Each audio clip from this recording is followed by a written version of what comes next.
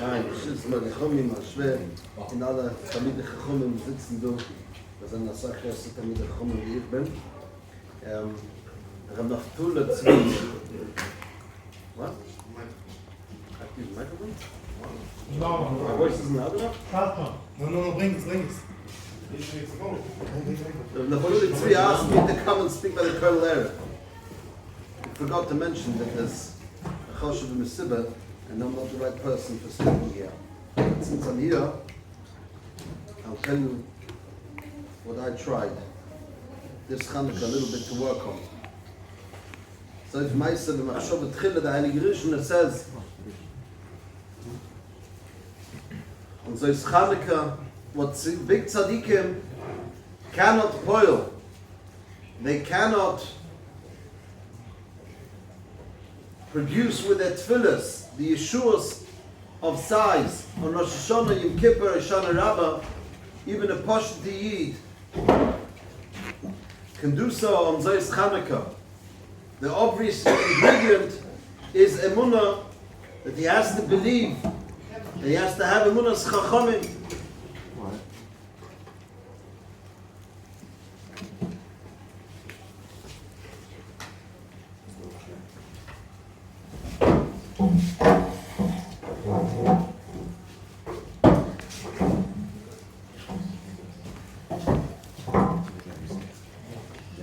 He has to have a minus chachamim. He does understand, he doesn't understand, he can't understand. The Friedrich Tzadikim, a Heintige Tzadik, sagt etwas, the more you believe it, the more it's true. There's countless topics that one can talk about on Chanukah, all the various nisim. One interesting factor on the mitzvah of Chanukah is Pirsumei Nisa. Pirsumei Nisa means that we light the neiros of Chanukah to be mefarsem, to let it be known, to make people aware of the nisim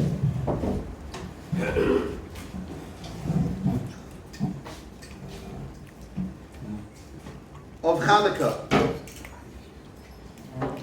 Why is this mitzvah, more than other mitzvahs, does it have this particular point of Pirsumei Nisa? More so, we know that the Rebbeinu Shalom is the one that does the nisim, and we know that the Rebbeinu Shalom can make nisim. So, to who exactly are we bringing this awareness of the possibilities of miracles? An interesting thing we find about the Nes of Chanukah and Purim and Chanukah, is that when we mention it in our benching, in our tefillas, we say Bimei Mordechai ve'Esther, Bimei Matisyoy Yevonov, the name, the tefillas Kaviyachol, and the nisim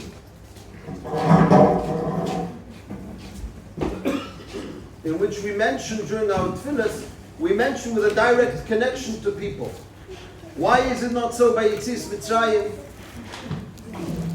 Why don't we say Bimei Moshe Rabbeinu, that the Rebbeinu Shalom took us out of Mitzrayim, Bimei Yeshua ben Nun, when we conquered Yericho, Bimei David, Shlomo, etc.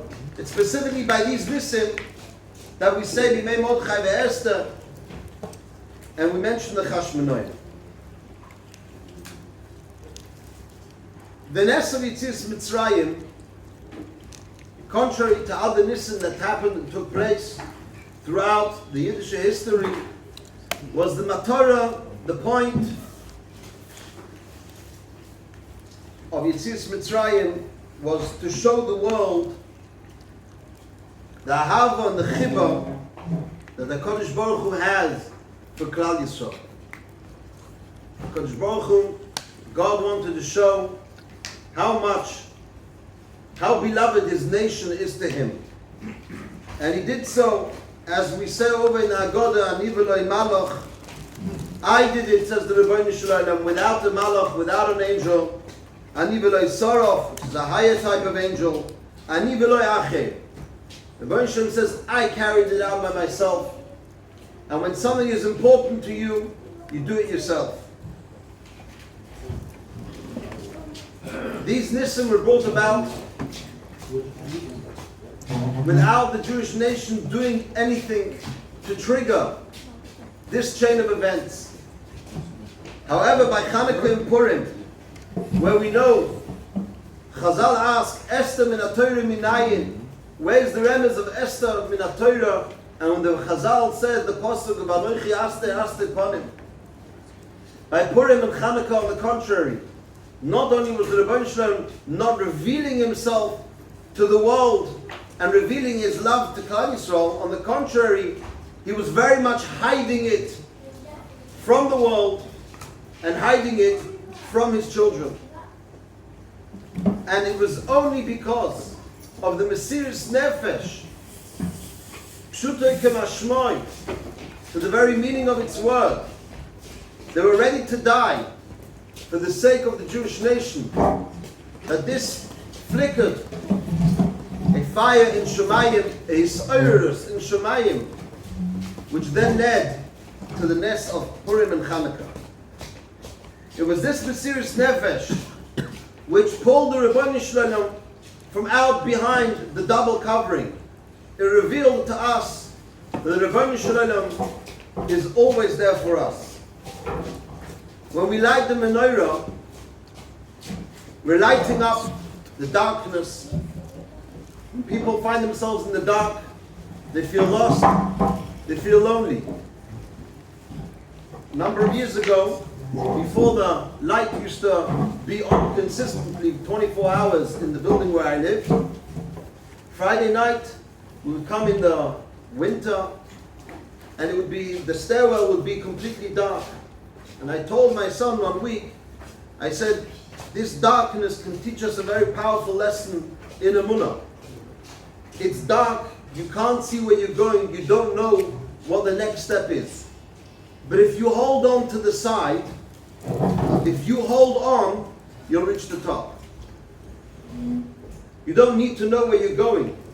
You don't need to know where the next stop is, neither the destination. You just need to hold on and keep on putting foot in front of the other one, and eventually you'll reach the top. However, it comes Chanukah, and we each of us, we light the menorah dafka when it becomes dark. This symbolizes to us that we have the power, we have the ability to light up the darkness, to light up the Hester, which we may find happening to us, b'chlal u'b'prat, and the same way, the Mesiris Nefesh, Mordechai v'Hester, and the Chashmonoim were able to light up in Shemayim v'Yisraelis, to bring on Klal Yisrael Nisim me'al derech hateva. So too the avodah of Chanukah is when we light the menorah to internalize into our very own hearts that we have the koyach also to light up something in Shemayim, even though the Rebbeinu Shalom might be hiding.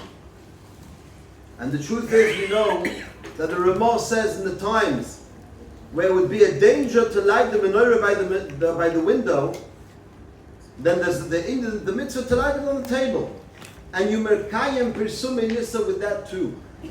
Likewise, we could deduce from here that the main pirsum nisa, the main awareness that we have to bring on Chanukah is to ourselves. This awareness that miracles are possible, we have to bring first and foremost to ourselves. And by doing that, the famous Rambam in Parshas Boy, at the end of Parshas Boy, he says, Min hanisim hagluyim, from the open miracles we learn about all the hidden miracles that, on Yisecha shebechol yom imanu, all the miracles that happen to us daily. And the inyan of Chanukah is to light it up inside us, to make us aware that the Rebbeinu Shalom is carrying out these nisim for us every single day. Rabbi Victor Miller says Choiv al kol adam. It's a choiv, a requirement, compulsory on every person a few minutes a day to think about what Nisim HaKadosh Baruch Hu may have done for me today. Since we thank the Rebbeinu Shalom, Anisecha shebechol imanu, don't just say words, think about them and put some meaning behind them.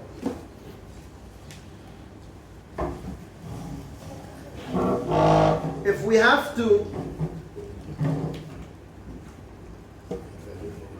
plant in our hearts, if we have to build and strengthen this Yesod, that we have the capability to create the possibility of miracles of Yeshua's, what are some practical steps that we can actually do to do it?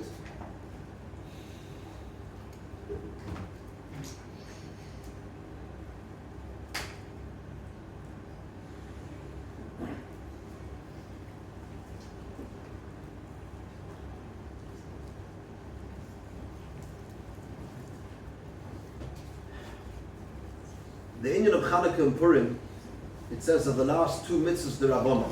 Chanukah being the last one, it completes the 613 plus 7 mitzvahs the Rabbanah, which is 620, which is Keser, the gematria of crown, which is Kaviyachal, the Keser, the crown the Rebbeinu Shalom wears, are the mitzvahs, the Reis and the Rabbanah that we do.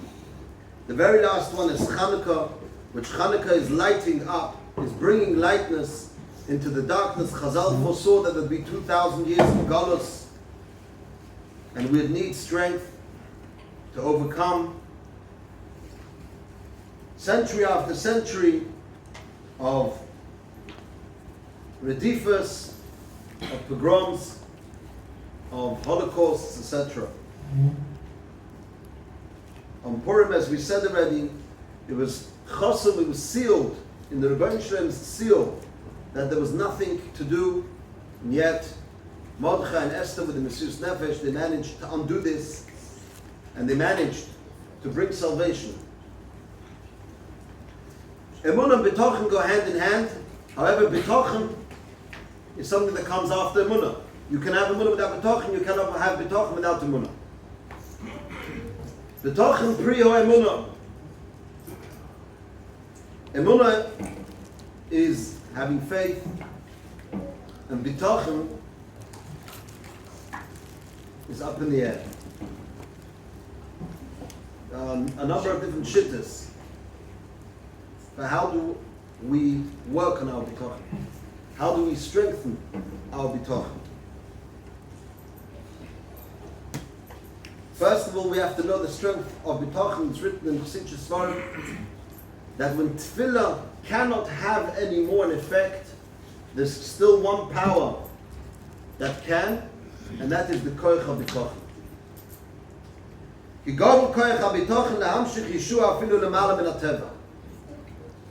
Interestingly enough, the Maral in Shabbos Kuf Nun Vav with Aleph, he says that the koich of Tefillah, that the power of Tefillah is that it can change the very nature itself. However, it's still bound to nature.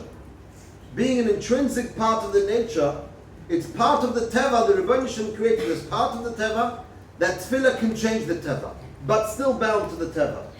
However, B'tochen is already a level higher than the Teva, and works out of the realms of Teva, of nature, of all the forces of nature, and therefore a person, when the Rebbeinu Shalom took Avraham Avinu, he said, the stargazers, the astrologers can see that you will never have. That's when they look into your mazel, I'm going to take you out and above that, above the universe, and over there, L'malam and Ateva, Yeshua is possible. We have to know what we can do, the steps that we can take to work towards pointing Yeshua for ourselves, for Klal Yisrael, Yeshua L'malam and Derech HaTeva. And the Nesivos Shalom, in all practicality, he goes through the simple steps, telling you what practical B'tochen is, and therefore in very, very simple steps, we can strengthen it every single day. There's the Maimah of Anochi Hashem Elokecha Asher Etzeisicho Be'eretz Mitzrayim. this pasuk is brought as the pasuk of the mitzvah of emunah. Anochi Hashem Elokecha asher yotzeisicha me'etz Mitzrayim, and the Sivus Shalom brings down questions from various different mefarshim on this pasuk. Anochi Hashem, I am Hashem. That's the mitzvah of emunah. The pasuk carries on and says Elokecha, and then asher yotzeisicha me'etz Mitzrayim. Quite possibly it could have written Anochi Hashem Elokecha ha'olam. Asher barasi es ha'olam b'shisha yomim. Why does the Rebbeinu Shalom write Anochi Hashem Elokecha, and why does he bring down Yetzias Mitzrayim rather than Sheishus Me'Bereshis? And the Sivus Shalom says that in here lies two emunas. Anochi Hashem is the first emunah that we have to believe that there is the Rebbeinu Shalom Asher Boro. He created the world and he continues Mechadish b'chol yom tuva b'tuva ma'aseh v'reishis. However, in that pasuk lies the second emunah. Anochi Hashem Elokecha. I am your God. Your God means whoever you are, I'm a God to you. I'm the Rebbeinu Shalom. This is the Rebbeinu Shalom displaying his level of ahava to you. It makes no difference who you are. Anochi Hashem Elokecha. To every single yid equally. A person might say, but I need to be on some sort of madrega.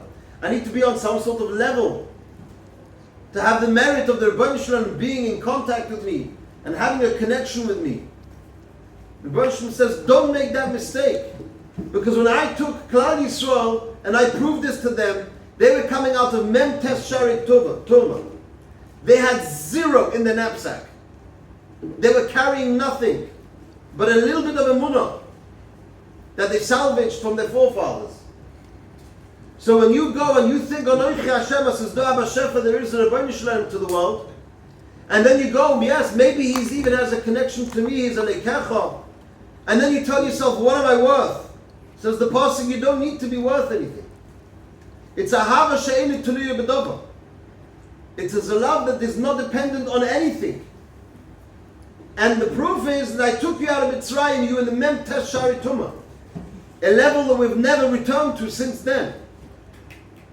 And if the Rebbeinu Shalom saw them fit, just because we were his children, to take them out of Mitzrayim, so to any of us. If we feel that Rebbeinu Shalom is our father, we can merit that he should do it for us on the same love that he took the Yidden out of Mitzrayim. And the Amos of Moshe Kabrina says, if a Yid can do something maybe not correct in the eyes of the Torah, and not go and pour his heart out afterwards in a tefillah shachris mincha mariv, he hasn't stepped on the doorstep of Chassidus. And then he withdrew his words and he said, no. He hasn't stepped on the doorstep of Yiddishkeit. Because we all know that at any time we can turn to our fathers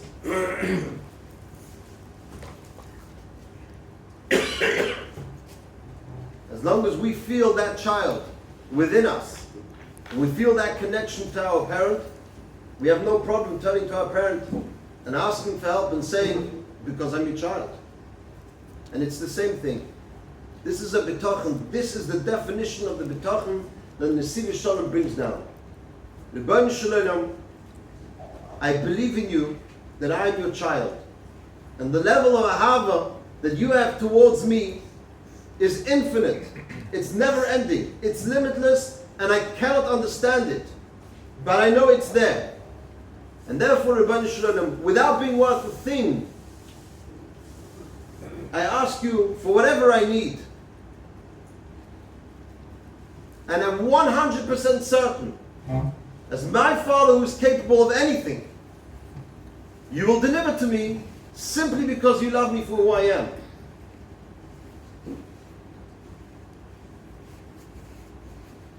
This was a level of bitachon that the Chashmonaim had to dig in deep to reach and to find. We find an interesting thing that when we say Al Nisim, we thank the Rebbeinu Shalom. Al Nisim,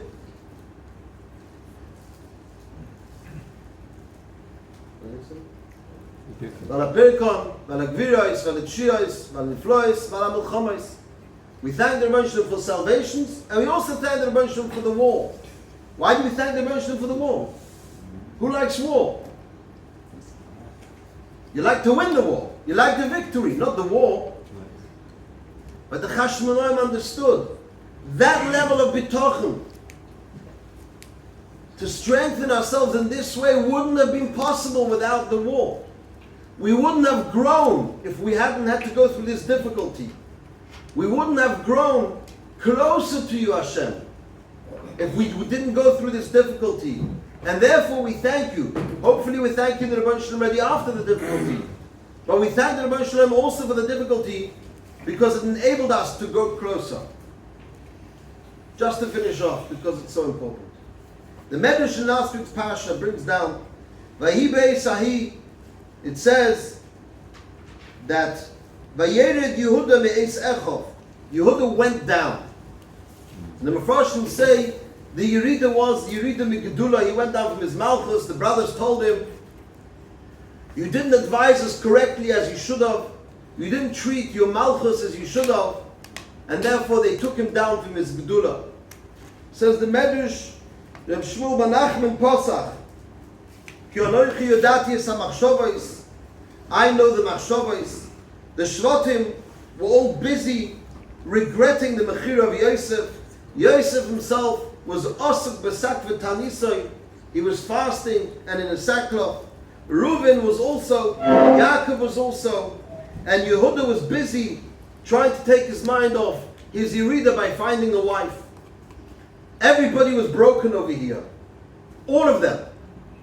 Yosef was sakvatanis, Yaakov, Reuven, Yehuda was outcast, and the brothers were regretting what they did.